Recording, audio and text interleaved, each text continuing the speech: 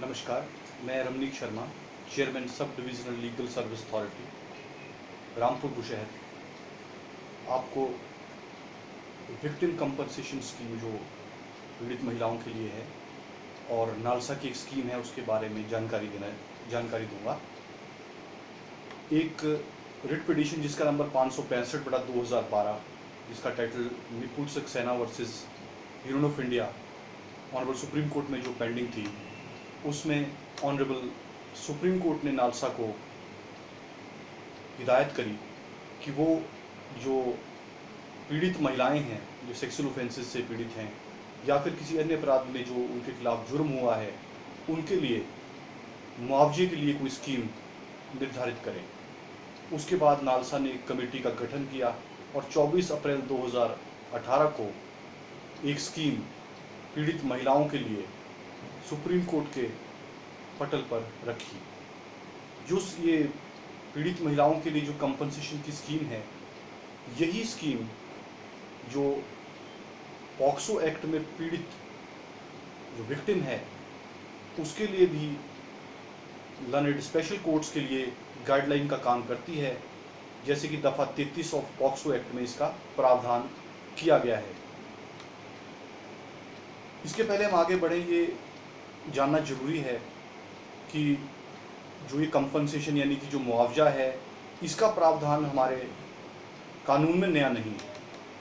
धारा 357 सीआरपीसी में जो भी विक्टिम है उसको कंपनसेशन का प्रावधान किया गया है।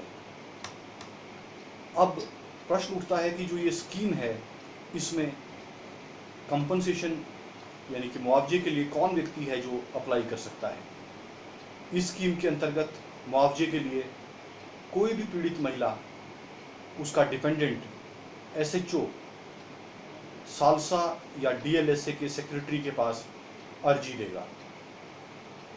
अब ये जो कंपनसेशन है, इसका कौन एंटाइटल है, एंटाइटलमेंट किसकी है, इस बारे में जैसे स्कीम में विदित है कि विक्टिम स्वयं या फिर उसका डिपेंडेंट इसमें मुआवजे का उत्तराधिकारी होगा। आश्रित व्यक्ति यानी डिपेंडेंट कौन है, इसके बारे में स्कीम बोलती है कि जो सेक्रेटरी डीएलएसए या सेक्रेटरी सालसा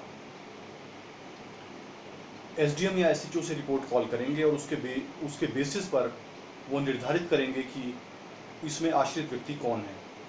स्कीम में हालांकि विक्टिम का आश्रित व्यक्ति उसका पिता, उसका पति, उसकी माता, उसके नाबालिग बच्चे, अनब्याही बेटी हो सकते हैं, होंगे। इसके बाद जब ये अर्जी सेक्रेटरी डीएलएसए के पास आ जाएगी या सेक्रेटरी सालसा के पास आएगी, तो एक इंक्वायरी कंडक्ट की जाएगी और उसको कंपनसेशन कितना मिलेगा ये इसी स्कीम के शेड्यूल में लिखा हुआ है। जैसे कि उसके अंदर लिखा हुआ है कि rape, gang rape, acid attack, किसी और तरह की इंजरी महिला को हो जाती है तो उसको कितना कितना मुआवजा मिलेगा। यह जो मुआवजा है इसका 15%, इसका 25% इंटरिम जो मुआवजा है वो विक्टिम को 15 दिन के अंदर अंदर मिल जाएगा और बाकी भी जो मुआवजा है उसका निर्धारण 60 दिन के अंदर अंदर कर दिया जाएगा। ये जो मुआवजा है वो सेक्सुअल ऑफेंसेस में पीड़ित महिला या उसके खिलाफ जैसे 376 से ए से ई या उसके खिलाफ कोई छेड़खानी हुई है, 354 ए से डी या 509 आईपीसी के अपराधों में, या फिर कोई भी अपराध जिसमें उसको किसी तरह की कोई मानसिक या शारीरिक पीड़ा हुई है, उसमें उसकी एंटाइटलमेंट इस स्कीम के अंतर्गत है। एसिड अटैक के जहाँ तक मामले हैं उसमें एक अलग से बोर्ड का गठन किया गया है। ये बोर्ड 15 दिन के अंदर अंदर पीड़ित महिला को 1 लाख रुपया और 60 दिन के अंदर अंदर 2 लाख रुपया दे देगा। अभी किसी पीड़ित महिला जो है वो अगर मियाद के 3 साल की मियाद इसमें निर्धारित की गई है कि वो 3 साल के अंदर अंदर जुर्म होने से अपने कंपनसेशन को क्लेम करेगी लेकिन अगर वो कंपटीशन को 3 साल के अंदर क्लेम नहीं भी कर पाती है तो भी उसमें डिले को कंडोनेशन का प्रावधान रखा गया है। अगर कोई व्यक्ति सेक्रेटरी डीएलएसए के ऑर्डर से सेटिस्फाई नहीं है कि वो सोचता है कि मुझे कंपनसेशन कम मिला है, तो इसकी वो एक अपील लर्नेड चेयरमैन डीएलएसए के पास फाइल करेगा। और ये अपील जो है 30 दिन के अंदर अंदर फाइल हो जानी चाहिए।